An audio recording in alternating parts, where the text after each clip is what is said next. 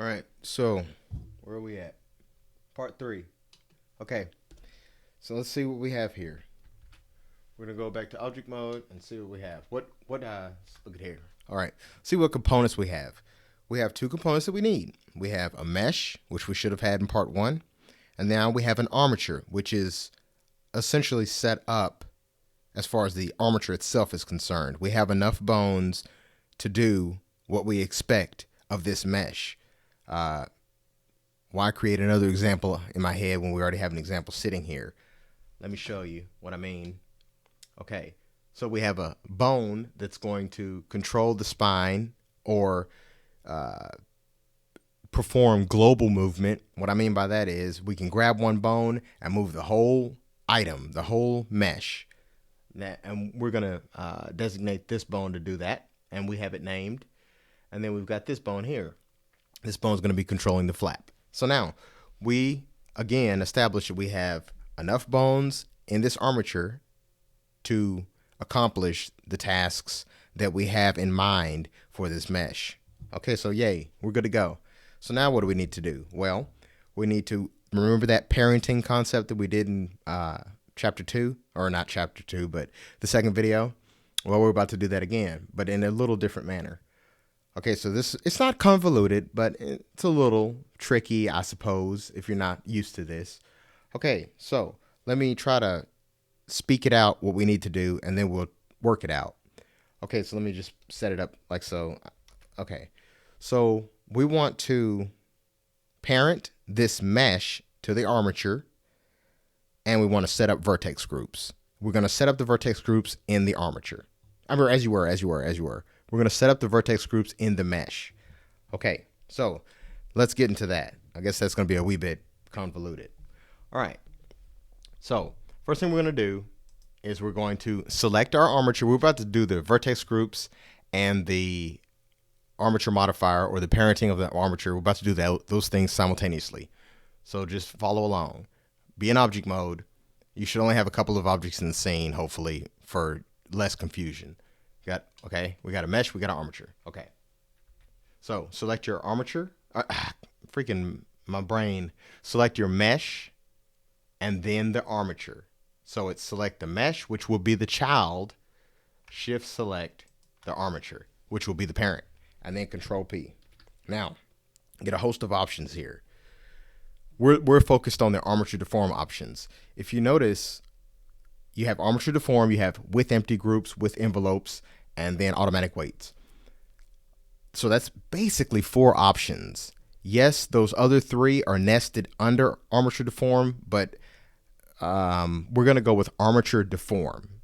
That first option, where my cursor's sitting, that's what we're going to click on. With automatic weights is usually used for organic modeling, character modeling. That's what first comes to mind. And Blender does a pretty terrific job on that. But we're not using that. We are using armature deform.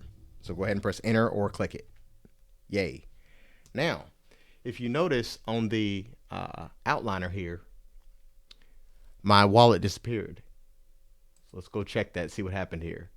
So we have our armature here, and then we have our wallet nested under it. So what that's telling you in the outliner is that the 2 are parented. Let's do a couple more checks here.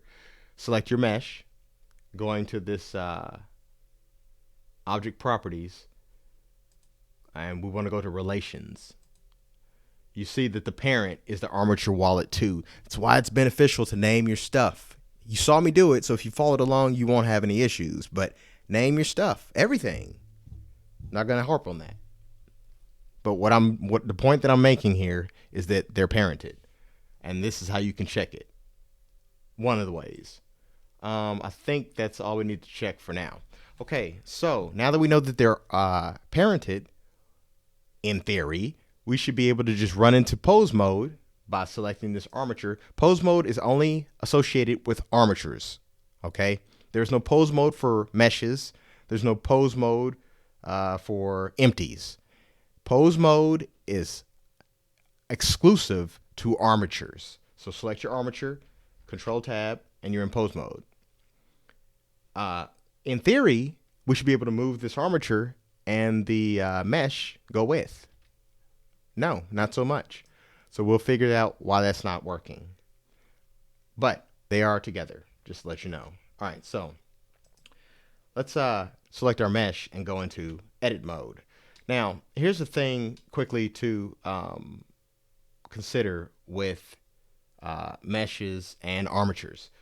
Okay, try to do this quickly. The way that an armature works is that it will move points in space, vertices. Your vertices, obviously, you have two vertices which make an edge, four edges make a plane. So if you look at this wallet, you have multiple planes. How many? It says 192. You have 192 faces or planes. So with more geometry, to an extent, I don't mean just becoming dense with Dino topology, but with more geometry, it will give you better deformations, so to speak. That is a very subjective topic, and it's really outside of the scope of this, so let me not get into that. What I'm trying to say is we need a little bit of geometry for this mesh to deform properly. How about that? That's what I'm trying to get at.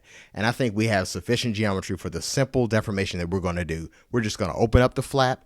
We have more than enough geometry. That's all I wanted to point out.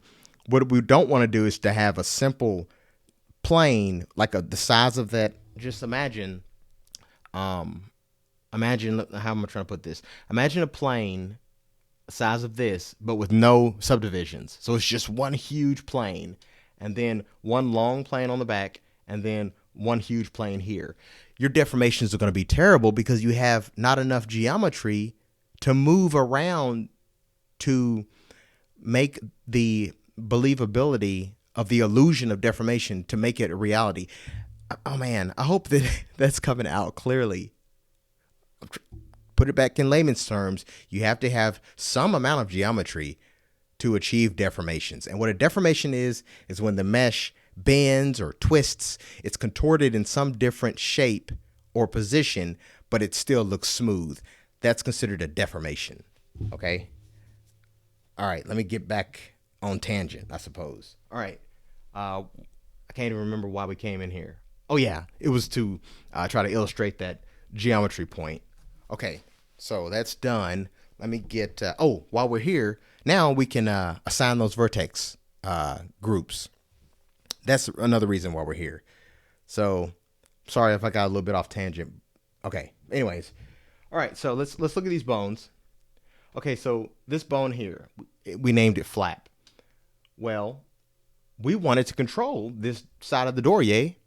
Okay, so to do that, we're going to select with your circle select, or select them old school, however you want to select them. We want to select this side of the door where I want this deal to work, or what I wanted to influence is what I'm trying to say. So let's do that. So we're going to go ahead and select from here. We're just guesstimating. Maybe, you know what, from here to here. And to do this little hotkey, you're going to select your first deal, and you want to do the shortest path, so it'll be hold down control and then click the next one. So if I want to select this loop here, essentially, you can select from here and then hold down control, right click that one. Or select from here, hold down control, right click that one. It's not the same as holding down Alt and right clicking, because that'll select the entire edge loop, but that's here nor there, I suppose. All right, so we're going to select from here, and then we're going to do this one here, shift, and then control to select that one, and then all this right here. So I think I just selected the back. I saw it get selected. And then we're going to deselect that. So just deselect that one. All right, cool beans. So we have the side that we want to influence. We have that side selected, right? Well, while you're still in edit mode, you're going to go down to this upside down triangle. What this upside down triangle is object data properties. This is where your vertex groups live. You notice we have none because in the first video, I think it was, I deleted them all. So now we're about to create one. So have your group selected, press the plus button, and you added one, but we need to name it. So this is going to be, this is going to be flap, and enter and assign. Now this weight means the strength or influence. One means full. You can see that, like, and then, 0.151 would be almost nothing. I know I'm running over time again. We're almost done. So we're going to leave the weight at 1 and assign it. Now here's something else that is very, very, very, very important. My vertex group was flap, right? And it's for this one. It needs to be the same name as the bone. You didn't know that. That's fine. Okay, so if you go down to armature here, that's why naming your bones and whatnots are very important. We have our bones named. Okay, and this is only because we're doing it this way. We're doing it armature deform. But anyways, I have a bone named flap, and then I have a vertex group for flap named flap. I'm telling you, that's important. The names need to match. The name of the vertex group and the name of the bone need to match. All right, so again, we assign that, and then just deselect everything. Now let's make sure that it's been assigned. So we go to select. Cool beans. It selected that deal. All right. I guess while we're here real quick, I know I'm running over, but I'm gonna show you something else. We'll go ahead and select this, right? Do not hit remove. If you hit remove, what it does is removes those vertices that are currently selected from the group that you have selected. Okay. You notice, let me use my cursor here to help me, I guess. You notice here, this vertex group, I have it selected, right? Well, if I hit remove, it's going to remove the influence and these selected vertices from this group. So I don't want to do that. I'm just letting you know, don't do that. All right, so we have one left. Let's go ahead and select this, and then I'm going to invert that, Control I, and now that selects the other side of the deal, right? Well, what we want to do there is assign that to this root bone, because we have this one assigned now. So let's do that. So we're going to add in another group. We've got the deal selected that we want to do the vertex influence on. So add that group, name it. I'm going to name it root, because that's our other bone. I'm going to hit assign. Now we got that one assigned. So we have roots controlling this part of the book, and just go ahead and deselect everything. Okay, so root is controlling that side of the book, and then flap is controlling that side of the book, and it's done.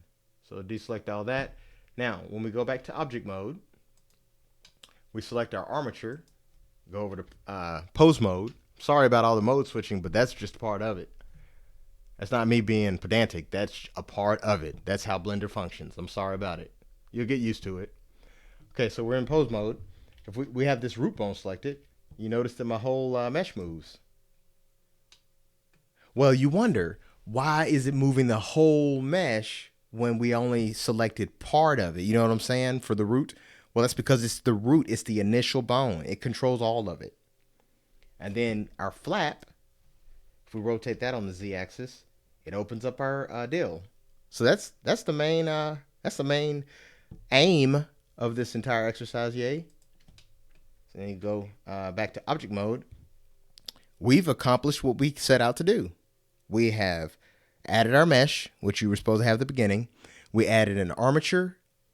We set up the armature with enough bones to deform the mesh like we would expect. We parented the mesh to the armature. We assigned our weights. That's what we did in that vertex group business. And we're done. Now we're just going to clean up, and I'll give a little bit more explanation on the next video. Clean up will be making custom bones so that it looks all pretty and it's less intrusive, etc., etc. But the hard work's done. Congratulations. And hopefully you learned something, because I think I went through it enough as far as explanations. But we'll do a little bit more explanation and recap on the next video. All right.